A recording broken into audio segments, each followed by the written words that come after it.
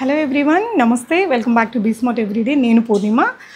ఇవాళ రేపు తల్లిదండ్రులందరూ కూడా వాళ్ళ పిల్లల్ని అబ్రాడ్లో చదివించి మంచిగా కెరియర్లో సెటిల్ అవ్వేలాగా చేయాలని అందరం కోరుకుంటున్నామండి. అలాంటి ఒక మంచి ఇన్ఫర్మేషన్, మన ఇండియాలో మీరు ఒక ఇంజనీరింగ్ చేపిస్తే ఎంత ఖర్చు అవుతుందో దానికంటే కొంచెం అడిషనల్ బడ్జెట్ పెట్టుకుంటే ఈజీగా మన పిల్లల్ని అబ్రాడ్లో చదివించి మంచి కెరియర్లో సెట్ చేసుకోగలిగే ఇన్ఫర్మేషన్ని నేను మీతో షేర్ చేస్తున్నానండి. యాక్సెస్ ఆస్ట్రేలియన్ కెరీర్స్ అనే ఈ ఇన్స్టిట్యూట్, ఇది మనకి గచ్చిబౌలి టెలికాం నగర్లో ఉంటుందండి. ఇక్కడ నుంచి లైక్ లాస్ట్ అకాడమిక్ ఇయర్కి అంతకుముందు అకాడమిక్ ఇయర్కి కూడా నేను ఇక్కడ నుంచి వీడియో ఇన్ఫర్మేషన్ అనేది షేర్ చేస్తున్నాను. ఇక్కడ స్పెషాలిటీ ఏంటంటే ఫస్ట్ ఇయర్ మనకి ఇక్కడ ఆస్ట్రేలియా సబ్జెక్ట్ అనేది ఇక్కడ ఈ ఇన్స్టిట్యూట్లో ఇక్కడే హైదరాబాద్లో 1 year చదువుతారండి. సో ఈ ప్రాసెస్లో మొత్తం కూడా మీరు నాలెడ్జ్ తెచ్చుకున్నాక లైక్ అదర్ ఇయర్స్ ఉంటాయి కదా, 2 years 3 years మనం తీసుకునే కోర్సును బట్టి అది వచ్చేసి మీరు అబ్రాడ్లో చదువుతారు. ప్రీవియస్ ఇయర్స్లో వాళ్ళు ఆస్ట్రేలియాకి సపోర్ట్ చేసేవాళ్ళు. ఇప్పుడు ఏంటంటే మీరు దుబాయ్ కావచ్చు, యూఎస్, ఇంకా ఎనీ అదర్ కంట్రీలో కూడా చదువుకోవచ్చండి. మేడం భారతి గారు, తనని కలిసి డీటెయిల్స్ అవన్నీ కూడా తీసుకుందాము. అండ్ నాకు ఇక్కడ అనిపించింది ఏంటంటే బెస్ట్ నాలెడ్జ్ ఉందండి. ఈవెన్ మీరు ఆస్ట్రేలియాకి వెళ్ళాలంటే కూడా అక్కడ ఉండే స్టూడెంట్స్ ఆల్రెడీ చాలామంది వీళ్ళ ఇన్స్టిట్యూట్ త్రూ వెళ్ళిన వాళ్ళు సక్సెస్ఫుల్గా మంచి జాబ్స్ చేసుకుంటున్నారు. వాళ్ళందరూ సపోర్ట్ ఉంటుంది. అండ్ అక్కడ కూడా మనకి వీళ్ళకి సంబంధించిన మెంబర్స్ ఉంటారు, చక్కగా చూసుకుంటారండి. బడ్జెట్ కూడా బెస్ట్ ప్రైస్లోనే ఉంటుంది. అసలు మేడం మీకు అబ్రాడ్ పంపించి చదివించాలి, మంచి కెరియర్ని సెటిల్ చేయాలి అనుకునే పేరెంట్స్ మేడం చెప్పేది ఒకసారి వినండి. ప్రజెంట్ యూఎస్లో రెసిడెన్స్ నడుస్తున్నాయి. చాలామంది చదువు కోసం వెళ్ళిన స్టూడెంట్స్ కూడా రిటర్న్ అయిపోవాల్సిన పరిస్థితి వాళ్ళు నిన్న పేపర్స్లో వచ్చిన దాన్ని బట్టి. మరి ఇలాంటి టైంలో పిల్లల్ని అబ్రాడ్ పంపించాలి అనుకునే పేరెంట్స్ ఒకసారి మేడం చెప్పేది వినండి, మీకు డీటెయిల్డ్ ఇన్ఫర్మేషన్ తెలుస్తుంది. హాయ్ మ్యామ్, నమస్తే. నమస్తే అమ్మా. హ్యాపీగా ఉంది మ్యామ్ మళ్ళీ మిమ్మల్ని మీట్ అవడం. Same here. Thank you ma'am.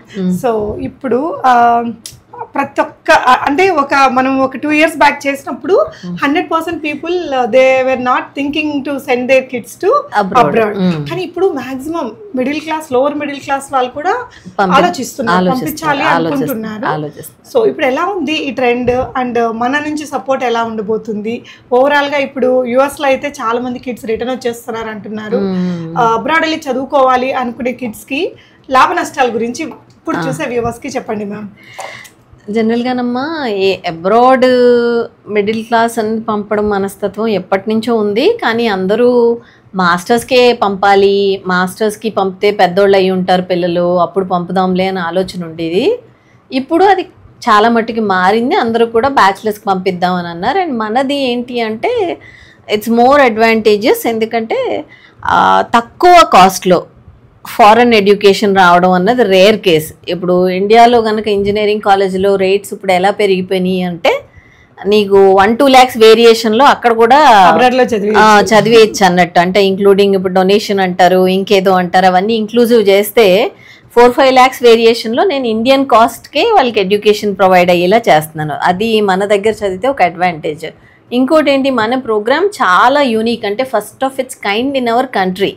అందుకే మాకు పేరెంట్స్కి చెప్పి అది 2-3 సార్లు చెప్తే కానీ వారికి అర్థం చేసుకోవడం కూడా తెలియట్లేదు ఎలా పాసిబుల్ అని. మనదేంటి, it's a purely Australian college in our campus. అంటే జనరల్గా ఇప్పుడు జేఎన్టీయూ అది తీసుకుంటే వాళ్ళు ట్విన్నింగ్ ప్రోగ్రామ్స్ అని చేస్తారు. ట్విన్నింగ్ ప్రోగ్రామ్ అంటే 3 years ఇక్కడ చదివిన 3 yearsకి ఇక్కడ సర్టిఫికేట్, అండ్ దెన్ అక్కడ చదివిన వాటికి అక్కడ సర్టిఫికేట్ అనమాట. ఆస్ట్రేలియా ఎక్కడికి వెళ్ళినా వాళ్ళ టైఅప్ కూడా ఒక్క సింగిల్ కాలేజ్తో ఉంటుంది, ఆ కాలేజ్కి మాత్రమే పంపిస్తారు అనమాట. It's a tie up between that college and this college.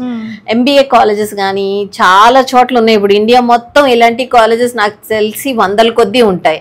కానీ పేరెంట్ అర్థం చేసుకోవాల్సింది ఏంటంటే మన దగ్గర చదివి 1 సంవత్సరం కూడా వీళ్ళు ఆస్ట్రేలియన్ సిలబస్సే చదువుతారు, ఆస్ట్రేలియన్ టీచరే చెప్తారు. అల్టిమేట్గా ఎండ్ ఆఫ్ ది ఇయర్ మన ఇండియన్ గవర్నమెంట్ ఇచ్చి సర్టిఫికేట్ ఏమీ రాదు. అంటే ఏఐసిటి గైడ్ లైన్స్ది, యూజీసీది రాదు. ఆస్ట్రేలియా వెళ్ళి చదివితే ఏ సర్టిఫికేట్ అయితే పిల్లలకు వస్తుందో అదే సర్టిఫికేట్ పిల్లల చేతుల్లో ఫస్ట్ ఇయర్ది ఉంటుందన్నమాట. అండ్ కోర్స్ గురించి చెప్పే ముందు మీరు అన్నారు యుఎస్ నుంచి చాలా మంది పిల్లల్ని పంపించేస్తున్నారు అనేసి. మీరు లాస్ట్ 30-40 years వెనక్కి వెళ్ళి గూగుల్లో చేసినా పర్వాలేదు, హిస్టరీ మీరు చూసినా పర్వాలేదు, లేకపోతే రీసెర్చ్ చేసినా పర్వాలేదు, యుఎస్ నుంచి వచ్చేసిన వాళ్ళు చాలామంది ఉన్నారు. కానీ ఆస్ట్రేలియా నుంచి వచ్చిన వాళ్ళు ఒక సింగిల్ పర్సన్ ఉండరండి. ఎందుకంటే Australian education auditing is very very strict.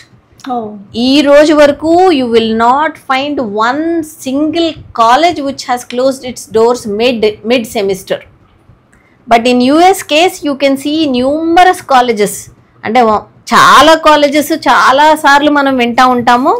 నాకు తెలిసిన ఒక చుట్టాల బాబుకు కూడా లాస్ట్ టైం ఈ కాళ్ళకి ఏదో యాంక్లెట్ వేసారు యుఎస్లో, వీళ్ళు ఖచ్చితంగా ఇండియా వెళ్ళిపోవాలని. అంటే కాలేజే లేదు అక్కడ, కాలేజ్ ఉన్నట్టుగా సృష్టించి అడ్మిషన్స్ అవి తీసుకొని పిల్లలు అక్కడ ల్యాండ్ అయిపోయారు.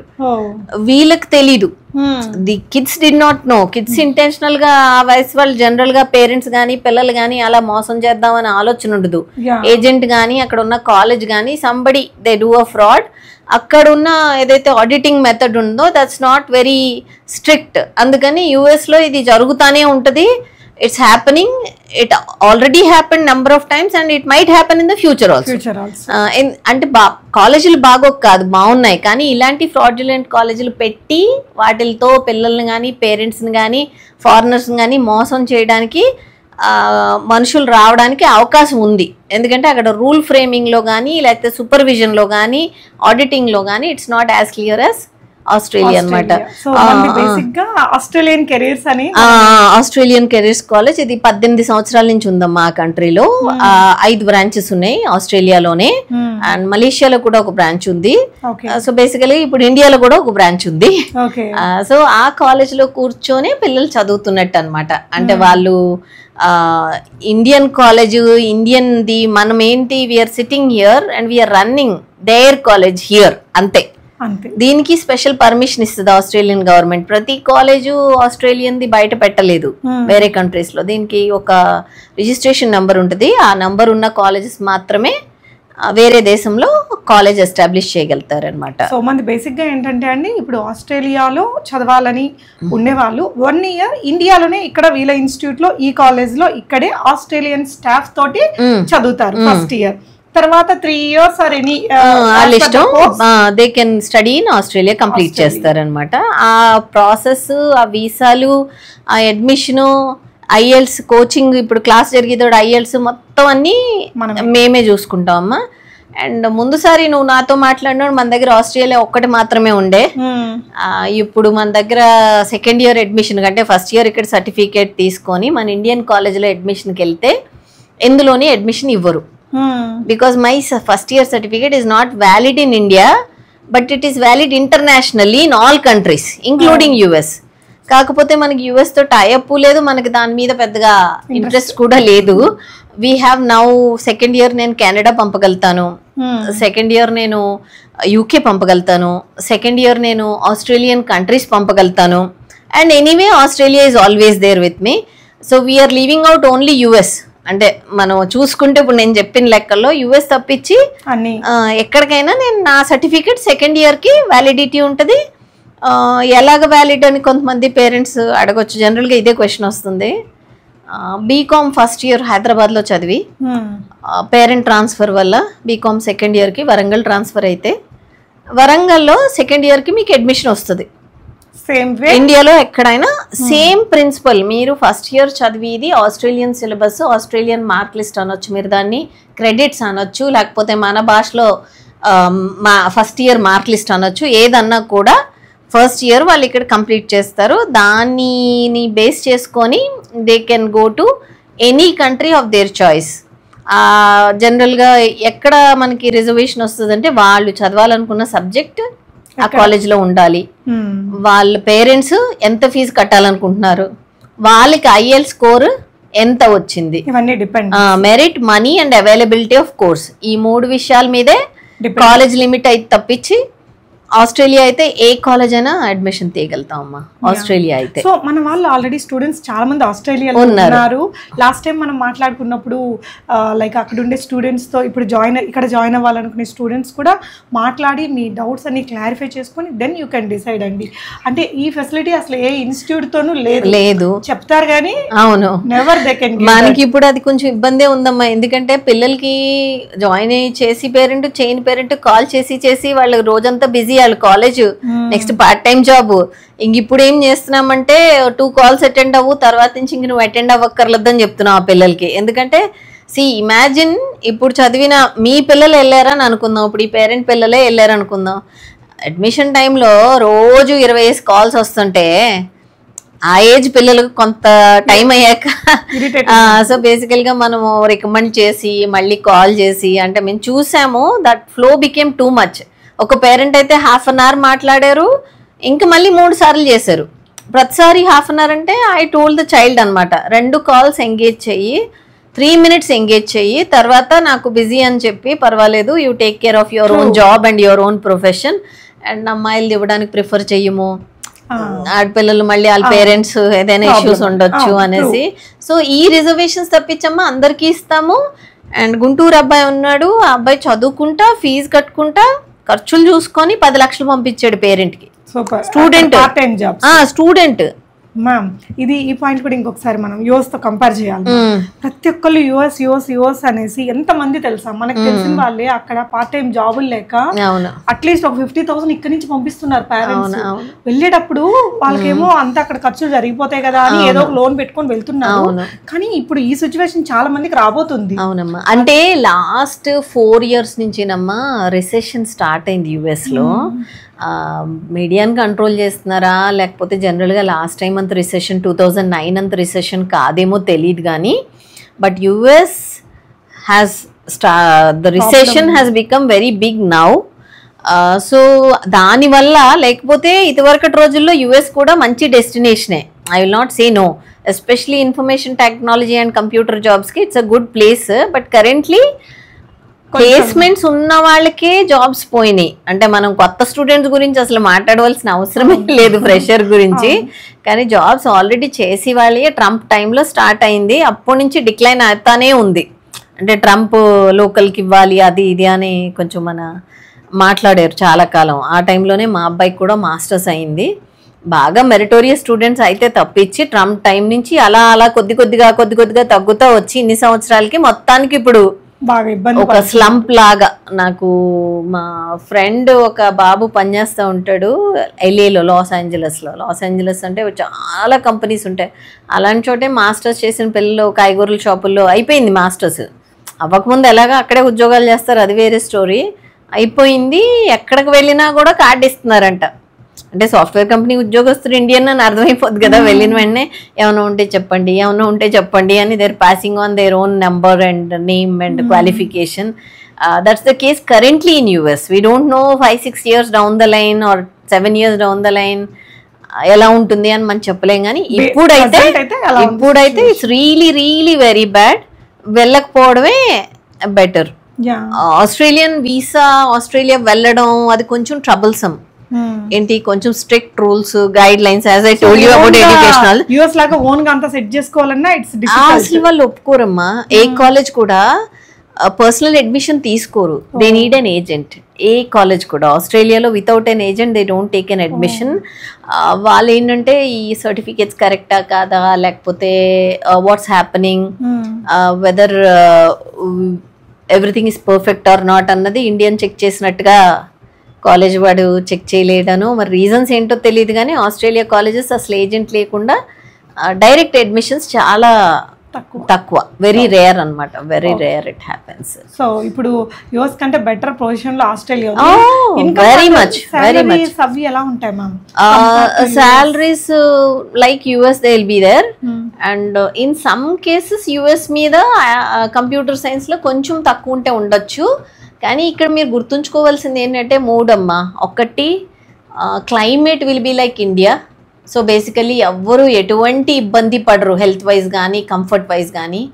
2 work and life balance perfect ఉంటుంది. అంటే 9 నుంచి 5 వరకు ఉద్యోగం అయిపోయింది అంటే వాళ్ళ ఇంటికి వచ్చి ఎంజాయ్ చేయొచ్చు. వేరేజ్ ఇన్ యూఎస్ అంటే ఇండియన్స్ వెళ్ళాక అని అంటారు, true or not I don't know, కానీ 9 to 9 కూడా జాబ్ చేయవలసిన అవసరాలు ఉంటాయి. ఒక్కోసారి వీకెండ్ కూడా వర్క్ చేయవలసిన అవసరం ఉంటుంది. ఫ్యామిలీకి ప్లెజర్కి టైం ఇవ్వడానికి చాలా తక్కువ స్కోప్ ఉంటుంది. ఇక్కడ ఏంటంటే వర్క్ లైఫ్ బ్యాలెన్స్ పర్ఫెక్ట్గా ఉంటుంది. ఇంకొకటి యూకే చాలామంది ప్రిఫర్ చేయొచ్చు. యూకేలో ఉన్నంత డిస్క్రిమినేషన్ కూడా ఆస్ట్రేలియాలో ఉండదు. మీరు ల్యాండ్ అయిన రోజు నుంచి they will treat you like even when you are not a permanent resident, you are only there with student visa also. The security, the whatever facilities are given to a Australian citizen, all those are given to our student.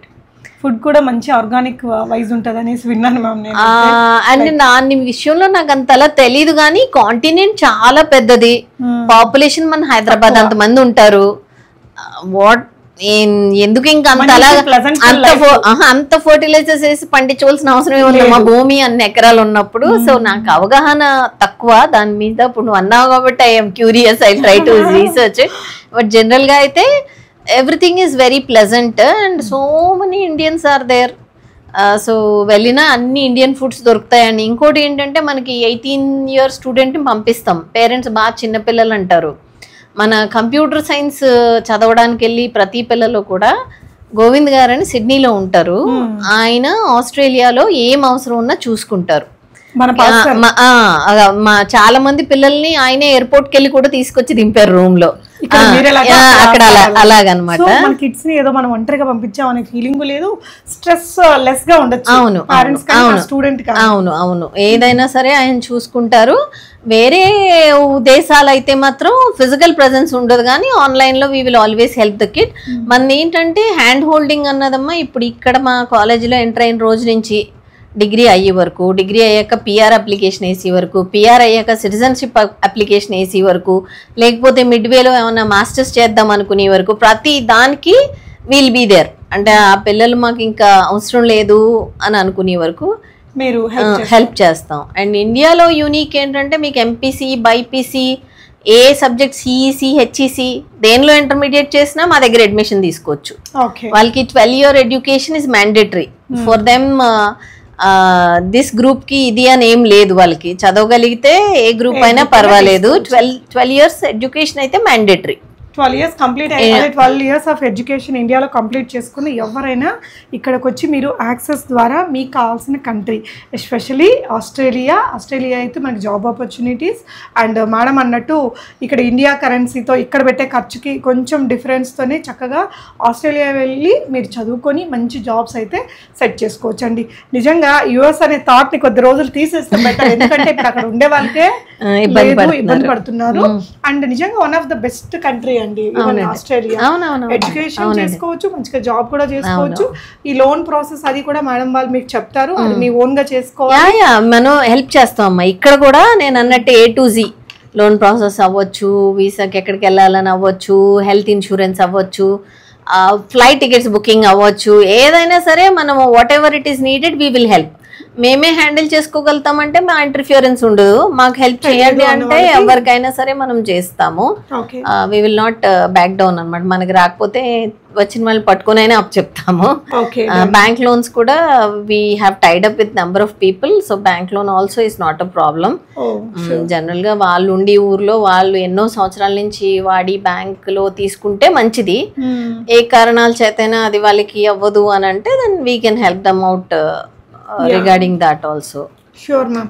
So ఇది ఏంటంటే మనకి మన పిల్లల్ని ఇలా ఆస్ట్రేలియాలో చదివించాలి అనే ఒక ఇంట్రెస్ట్ మీకు ఉంటే మీరు మేడంని రీచ్ అవుట్ అవ్వచ్చండి. స్క్రీన్ మీద ఉన్న నెంబర్లో ఏంటంటే లైక్ ఎవ్రీథింగ్ మనకి లోన్లు వస్తున్నాయి, మన పాకెట్ నుంచి మహా అయితే ఒక 5-6 లక్షలు, రిమైనింగ్ అంతా లోన్ త్రూ వెళ్ళిపోవచ్చు. లేదు 10 లక్షలు పైన పడుతుందమ్మా పాకెట్ నుంచి. ఎందుకంటే అంటే లోన్ కరెక్ట్ గా ప్రాసెస్ అయిన వాళ్ళకైతే నువ్వు చెప్పింది correct, 6 lakhs is more than enough. ఎందుకంటే మిగిలిన అన్ని ఎగ్జామ్ దానికి వచ్చేస్తుంది.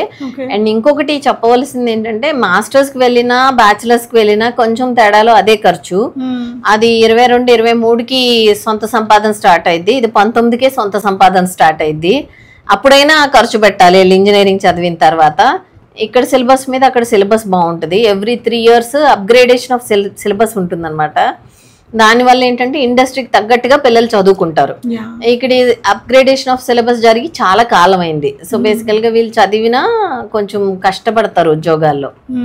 సో బేసికల్ గా అంటే అక్కడ ఎడ్యుకేషన్ ప్రిఫర్ చేయడానికి చాలా మంది, అది కూడా ఒక కారణం, అర్నింగ్ ఒక కారణం అయితే what they are studying is today's world.